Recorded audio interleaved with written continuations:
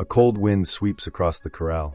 Under the pale glow of the moon, a masked young woman slips quietly between the wooden rails, her eyes fixed on a sleek chestnut horse. She reaches for the reins. Going somewhere? A firm hand grabs her shoulder. She spins around to find a young man, tall and steady, with a bow slung across his back. "What were you doing here?" he asks, his tone half curious, half commanding. The girl hesitates, then answers through the mask, "Marion." She removes the cloth covering her face, and the moment her features are revealed, the boy, Robin, feels his chest tighten. One look, and he's lost. Marion's gaze lingers on him too, the spark undeniable. From that night, they became inseparable.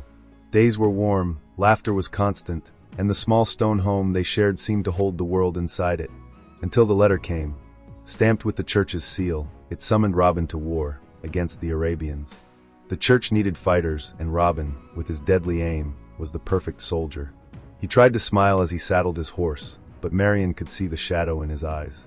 "Wait for me," he told her, gripping her hands. "I'll come back. I promise." The desert sun was merciless.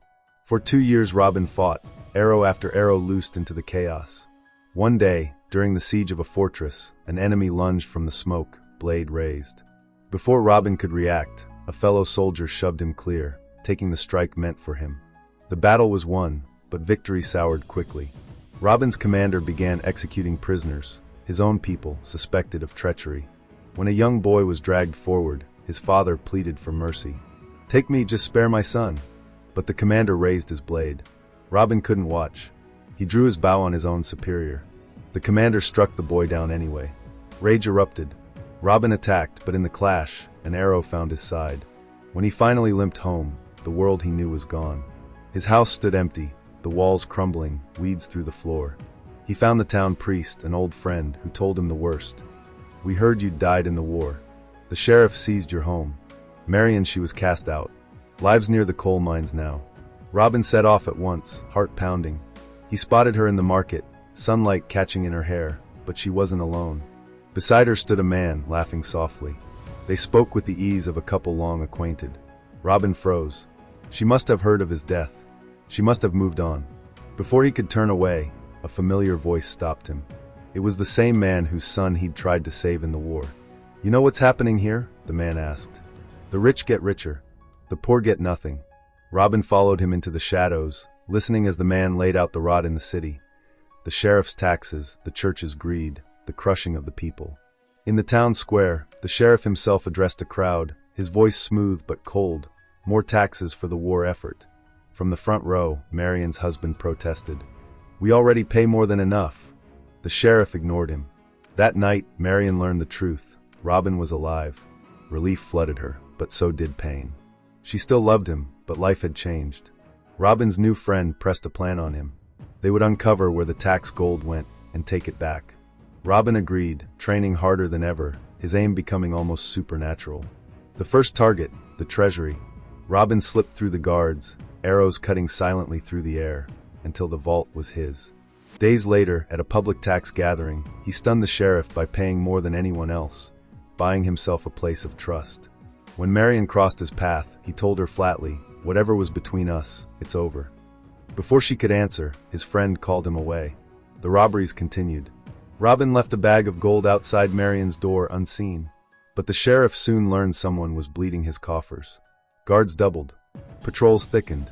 Marion was approached by a sheriff's man. "The treasury is being looted," he warned. She replied calmly, "Then I hope it keeps happening. Whoever's doing it is helping the poor." Unbeknownst to her, Robin stood nearby, hearing every word. Now the legend began. Each haul of stolen gold went to the people. Whispers spread. They called him Robin Hood. The sheriff seethed. He called a meeting, inviting Robin, still unsuspected, to join. "We'll catch this thief," the sheriff vowed. Robin nodded, but later told his friend, "We take the whole treasury next." When the gold moved in a heavily guarded carriage, Robin hitched himself unseen beneath it. Discovered at the drop-off, he fought fiercely, masked, arrows flying.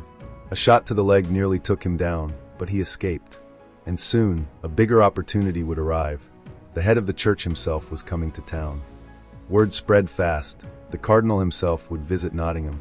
For the sheriff, it was a chance to prove his loyalty to the church. For Robin, it was the perfect cover for his biggest theft yet.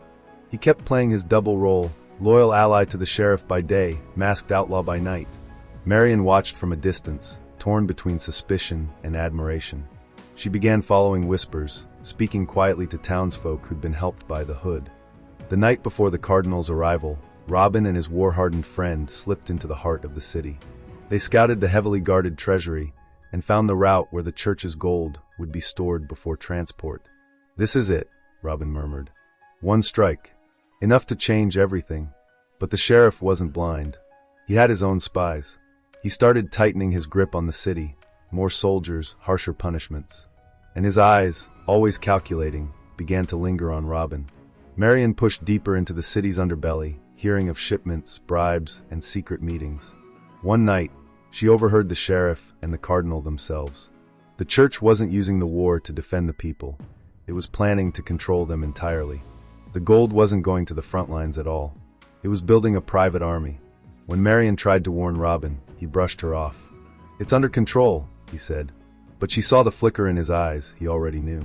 The cardinal arrived in a blaze of pomp, the sheriff groveling at his feet.